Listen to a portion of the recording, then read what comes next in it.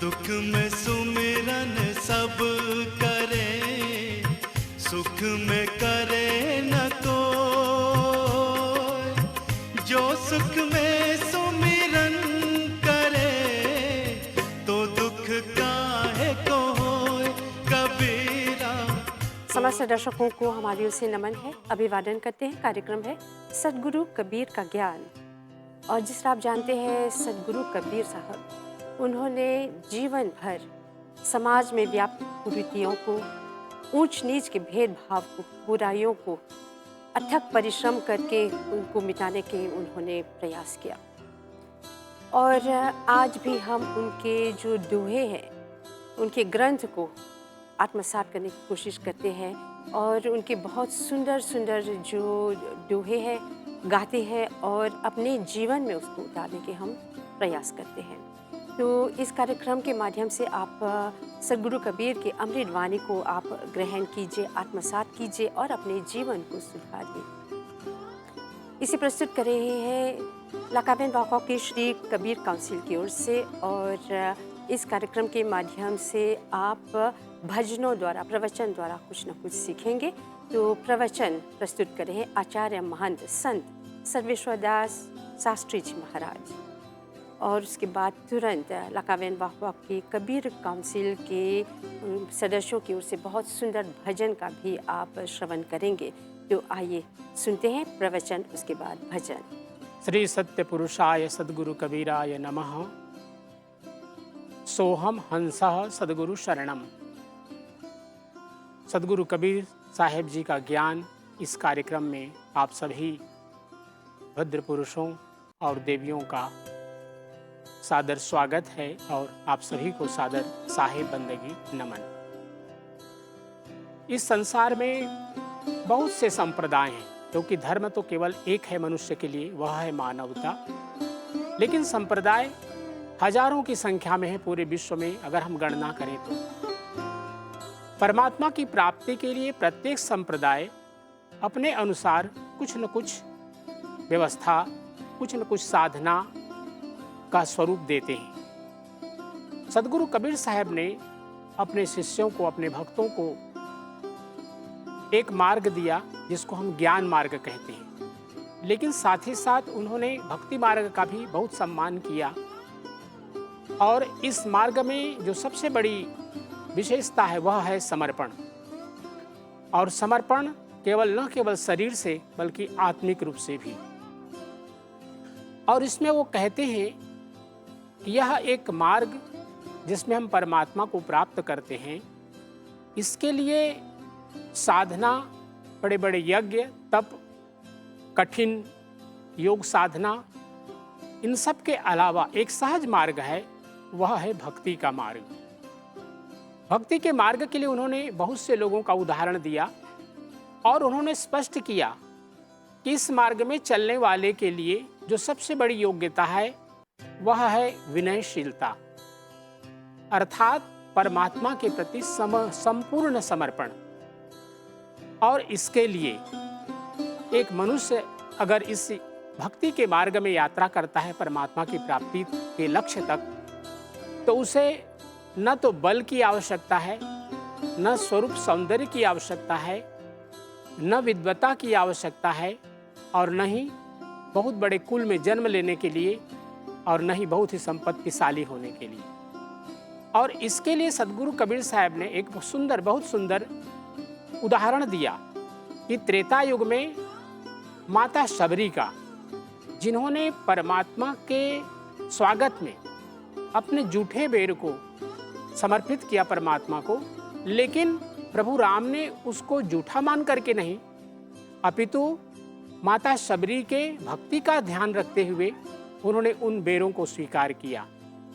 इसी प्रकार कर्माबाई ने, जो भगवान की भक्त थी, कभी उन्होंने तीर्थ यात्रा नहीं किया, न बहुत सौंदर्यवान थी, न ही बहुत संपत्तिशाली की, किंतु परमात्मा को जो समर्पित किया गया था 56 भोग, परमात्मा ने उसको नहीं स्वीकार किया, अपितु कर्माबाई के समर्पित भोग लगाए हुए खिचड़ी को उन्होंने प्रथम पाया। इसी प्रकार द्वापर युग में एक घटना घटित होती है जो सर्वविदित है कि संपूर्ण महाभारत की समाप्ति के बाद भगवान कृष्ण ने युधिष्ठिर को कहा कि महाराज युधिष्ठिर, इस पूरे महाभारत में करोड़ों की संख्या में लोगों की मृत्यु हुई है और उनकी आत्म शांति के लिए एक बहुत बड़े यज्ञ करने की आवश्यकता है। महाराज युधिष्ठिर ने स्वीकार किया प्रभु के वचनों को, भगवान कृष्ण के वचनों को, और उन्होंने कहा, प्रभु ने महाराज युधिष्ठिर को कहा कि इसमें आपको एक बहुत बड़ा भंडारा करना है, जिसमें पूरे महाभारत के आत्म शांति के लिए जिन लोगों की मृत्यु हुई है उनके लिए एक भंडारे में भारत भर के जितने भी ऋषि मुनि हैं, जितने भी संत हैं, जितने भी पंडित हैं, आपको सबको आमंत्रित करना है। और उसकी पूर्णता कब मानी जाएगी? जब आकाश में, गगन में 3 बार घंटा का निनाद होगा, घंटा बजेगा। इसी प्रकार प्रभु के आदेशों को स्वीकार करते हुए महाराज युधिष्ठिर ने पंडितों को बुलाकर आत्म शांति के लिए बहुकुंडीय यज्ञ किया।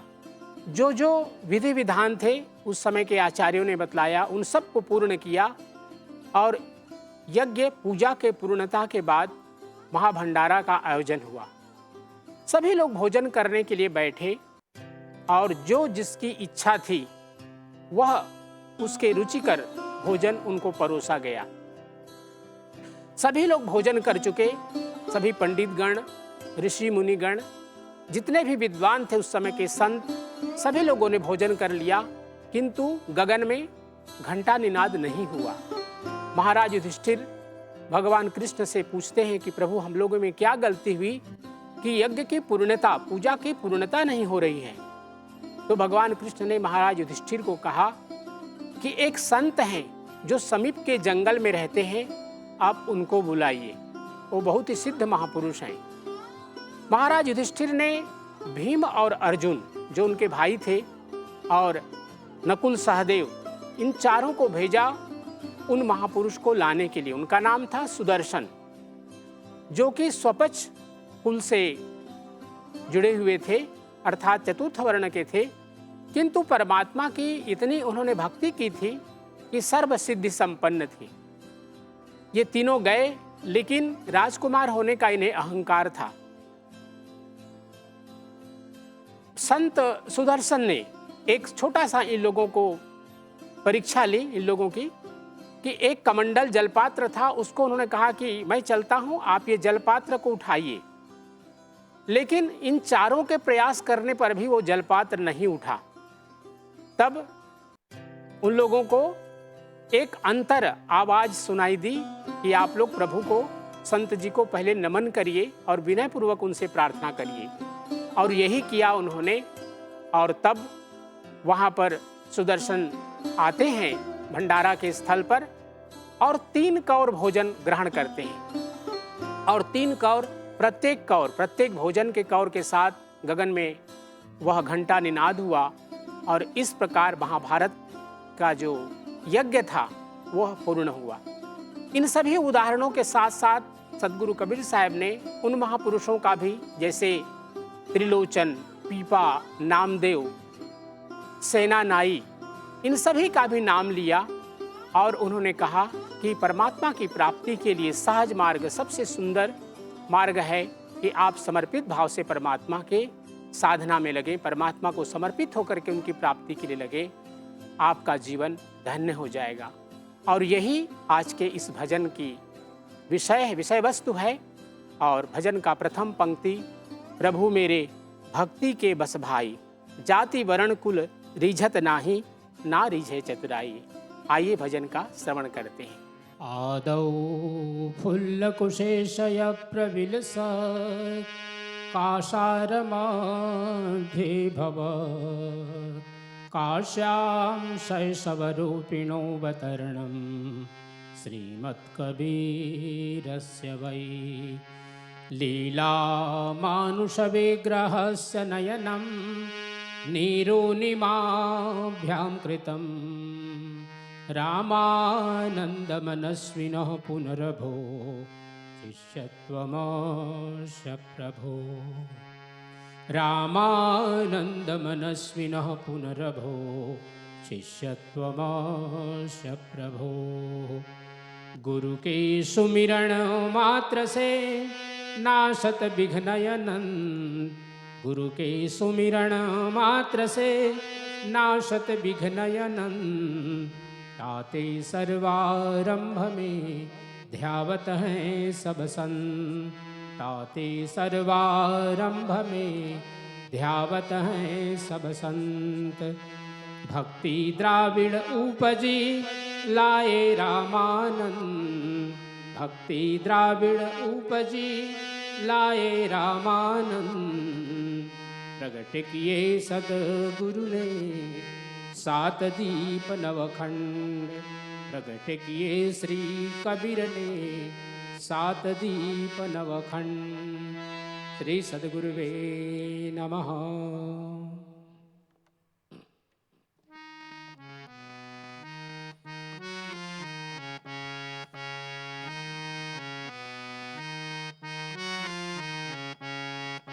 प्रभु मेरे भक्ति के बस भाई प्रभु मेरे भक्ति के बस भाई जाति वरण कुल रिझत नाही जाति वरण कुल रिझत नाही नारी जय चतुराई प्रभु मेरे भक्ति के बस भाई प्रभु मेरे भक्ति के बस भाई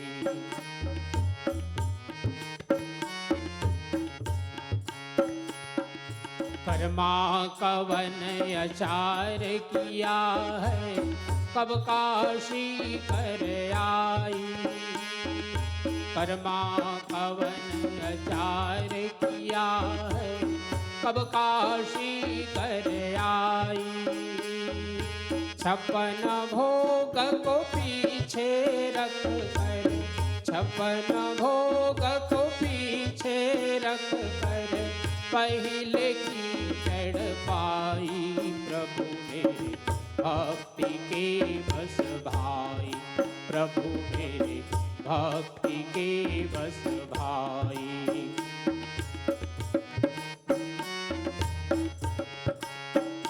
सबरी कवन ऊंच कुल कहिए झूठे बैर ले आई सबरी कवन ऊंच कुल कहिए झूठे बैर ले आई प्रीति जानिवा के फल खाए प्रीति जानिवा के फल खाए तीनों लोक बड़ाई प्रभु मेरे भक्ति के बस भाई प्रभु मेरे भक्ति के बस भाई जाति वरण कुल रिझत नाही जाति वरण कुल रिझत नाही नारी जय चतुराई प्रभु मेरे भक्ति के बस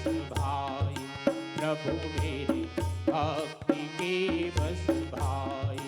तो दर्शकों, यहाँ पर समाप्त करते हैं कार्यक्रम सद्गुरु कबीर का ज्ञान और हमें पूर्ण आशा है इस कार्यक्रम की श्रवण करके कुछ न कुछ आप सीख कर अपने जीवन में उतारने की कोशिश करेंगे और अपने जीवन को सुधारेंगे और जीवन में आप सफलता प्राप्त करेंगे।